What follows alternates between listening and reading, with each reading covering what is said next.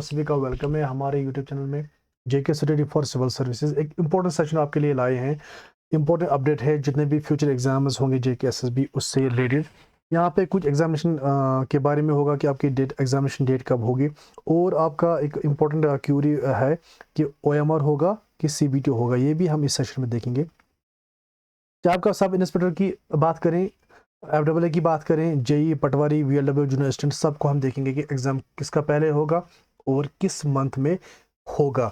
तो ये भी हम आपको प्रूफ के साथ इस वीडियो में बताएंगे। तो ठीक है, स्टार्ट करते हैं। यहाँ पे अगर आप देखेंगे notice inviting tender for engagement of agency for conduct of computer based test examination end to end for J and K selection board for a period of 1 year. यानी कि ये नोटिस है उनको इन्वाइट करने के लिए, उन एजेंसीज को जो आपका एग्जाम कराएंगे 1 साल के लिए सीबीटी मोड में। ठीक है, उनके लिए नोटिस है। उनके लिए जितना जेके एसएसबी ने स्टैंडर्ड्स रखे हैं, प्रेजेंटेशन उनको देखनी है, उसके बाद वो एजेंसी आपका एग्जाम करेगी। ये नोटिस उसी के बारे में है। ठीक है, जैसा कि सब्जेक्ट से भी आपको पता चलेगा, engagement of agency for conducting of computer based tests end to end for J and K service selection board for a period of 1 year. यानी कि उनको एक एजेंसी एंगेज करनी है जो आपके सीबीटी एग्जाम लेंगी 1 साल के लिए। क्लियर है? अब जो हमारे इंपॉर्टेंट वो देखेंगे, यहाँ पे आप देखेंगे की इवेंट्स एंड डेट्स, कौन कौन से डेट्स रहेंगे इन एजेंसीज को फॉर्म भरने के लिए, प्रेजेंटेशन में सब कुछ यहाँ पे हम देखेंगे। The schedule of activities for the purpose of ENIT are outlined below. ENIT का मतलब है नोटिस इन्वाइटिंग टेंडर। ठीक है, तो यहाँ पे अगर हम देखेंगे date for issue of ENIT, that is 5 of September 2002। ये इस डेट को यहाँ पे एक नोटिस इशू की जाती है। देन प्री बिड मीटिंग वो कब होगी? वो होगी 12 ऑफ सितंबर 2022 होगी प्री बिड मीटिंग, यानी कि बिडिंग से पहले एक मीटिंग होगी 12 ऑफ सितंबर को। उसके बाद लास्ट डेट जो होगा सबमिशन ऑफ ENIT, वो रहेगा एजेंसी के पास 26 ऑफ सितंबर तक वो ENIT सबमिट कर सकते हैं।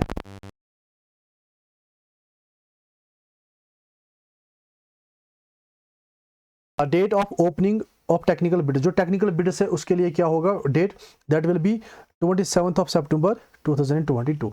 देन डेट ऑफ प्रेजेंटेशन, जिस दिन एजेंसी को प्रेजेंटेशन प्रेजेंट करनी है कि उनके पास क्या ये स्पेशलिटी है, क्या एक्सपीरियंस है, कैसा उनका कैरेक्टर है, सब कुछ वो उनको देनी है प्रेजेंटेशन 29 ऑफ सितंबर को। तो आप मान लीजिए 30 सितंबर तक आपका पूरा पैकेट है, खाली नोटिस से लेके सबमिशन एंड देन प्रेजेंटेशन तक। उसके बाद जो इंपॉर्टेंट एक और चीज़ होती है वो होती है फाइनेंशियल बिड की।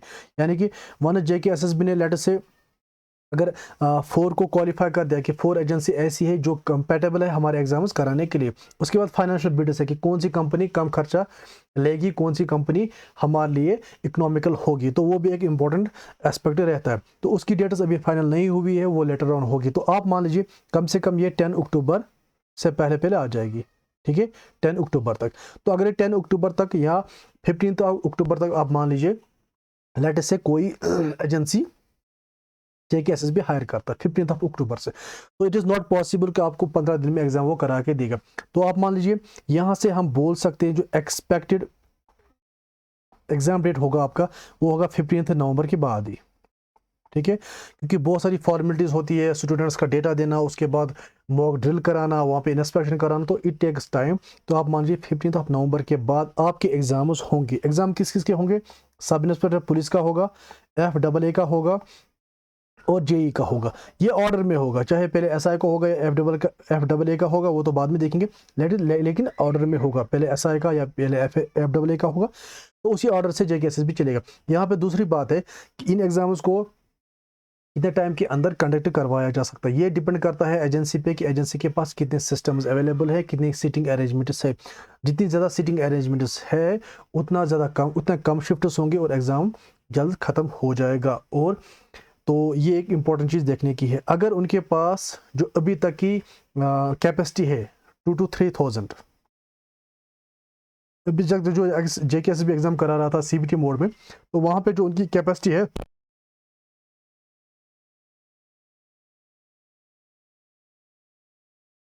तो अगर इस हिसाब से चलते हैं तो ये तो 2-3 महीनों में ये 3 एग्जाम्स आपके होंगे। ठीक है, लेकिन अगर जो अरेंजमेंट है वो ज़्यादा होंगी 10,000 या उससे ज़्यादा, तो फिर तो एग्ज़ाम कम टाइम में लिया जाएगा। तो यहाँ पे हमने देखा 15 नवंबर से पहले पहले एग्ज़ाम नहीं होगा। ठीक है, ये हमने की बात CBT की। अगर एग्जाम OMR बेसिस पे होगा तो हम बोल सकते हैं फर्स्ट वीक ऑफ नवंबर, ठीक है, लेकिन उसके बहुत कम चांसेस है कि आपका एग्जाम OMR बेसिस हो जाए। तो आपको एग्जाम डेट यहाँ पे पता लग गई होगी, इस हिसाब से आप अपनी प्रिपरेशन को तैयार कीजिए। अब यहाँ पे कुछ क्वेश्चन सेट है, कुछ स्टैंडर्ड्स दिए गए हैं, उनको थोड़ा सा जो इंपॉर्टेंट पॉइंट हमारे लिए है वो देखेंगे, और आपको मैं ये दिखाऊंगा कि आपका जो एग्जाम है वो किस मोड में होगा, CBT मोड में होगा या OMR मोड में होगा, वो भी हम देखेंगे आगे। लेकिन पहले थोड़े कुछ इंपॉर्टेंट पॉइंट्स देखेंगे जो हमारे लिए इंपॉर्टेंट है। दैट इज यहाँ पे बोला गया है ensure to maintain highest standard of confidentiality in creation, processing, maintenance, storage, encryption and administration of question paper. यानी कि आपको खाली कॉन्फिडेंशियल रखना है जब आप क्रिएट करोगे, प्रोसेस करोगे क्वेश्चन पेपर्स को उसके, ठीक है, तो ये एक इंपॉर्टेंट चीज़ है। उसके बाद ये एक हमारे बहुत ही ज़्यादा इंपॉर्टेंट पॉइंट है, यहाँ पे लिखा गया जो भी आप क्वेश्चन पेपर सेट करोगे वो मैच नहीं होना चाहिए, उसके क्वेश्चंस मैच नहीं होने चाहिए पिछले 3 साल में लिए गए एग्जाम्स के साथ, ठीक है। अगर ऐसा हुआ तो वहाँ पे कुछ कंट्रोवर्सी फिर हो जाएगी, फिर बोर्ड क्या करेगा वो बाद में देखेंगे। तो जितने भी एग्जाम्स पिछले 3 साल में हुए हैं उनके एग्जाम्स, उनके क्वेश्चंस कॉपी नहीं होंगे, ठीक। उसके बाद हमारे इंपॉर्टेंट पॉइंट है यहाँ पे आपको एक डेडिकेटेड पैनल बिठाना है जो सब्जेक्ट में एक्सपर्ट होगा, ठीक है। एंड डिफ़िकल्टी लेवल के बारे में अगर हम बात करेंगे, यानी कि डिफ़िकल्टी लेवल कैसा रहेगा, यहाँ पे लिखा गया है clearly, difficulty level of items would be assigned by one panel of subjects experts and the same would be validated by another panel of subject experts. यानी कहने का मतलब क्या है इनका कि अगर एक पैनल ने किसी पेपर की, किसी शिफ्ट की डिफ़िकल्टी लेवल को लेट से 50% बोला कि यानी कि इस एग्जाम की जो डिफ़िकल्टी लेवल है वो 50% है 5 मिनट के लिए, ठीक है, और जो दूसरा पैनल है वो भी उसकी वैलिडेट करना चाहिए, उसको क्रॉस वेरीफाई करना चाहिए, हाँ इसकी जो लेवल ऑफ डिफिकल्टी है वो 50% ही है, ठीक है। तो इससे क्या होगा, जो नॉर्मलाइजेशन है उसमें काफ़ी ज़्यादा फर्क पड़ेगा। देन जो हमारे इंपॉर्टेंट है यहाँ पे, हाँ जी sorry, one more important point is here. Ensure that the question papers have similar difficulty level across various sets of question papers for one examination for multiple shifts. जो भी एग्जाम होगा अगर वो मल्टीपल शिफ्ट्स में होगा तो आपको ensure करना है, आपको ये इंश्योर करना है कि जो डिफ़िकल्टी लेवल हो वो सेम रहे हर एक शिफ्ट में, ठीक है, जो कि बहुत ज़्यादा इम्पॉसिबल है, बट कोशिश करनी है कि वो सेम ही रहे, ज़्यादा डिफरेंस ना हो।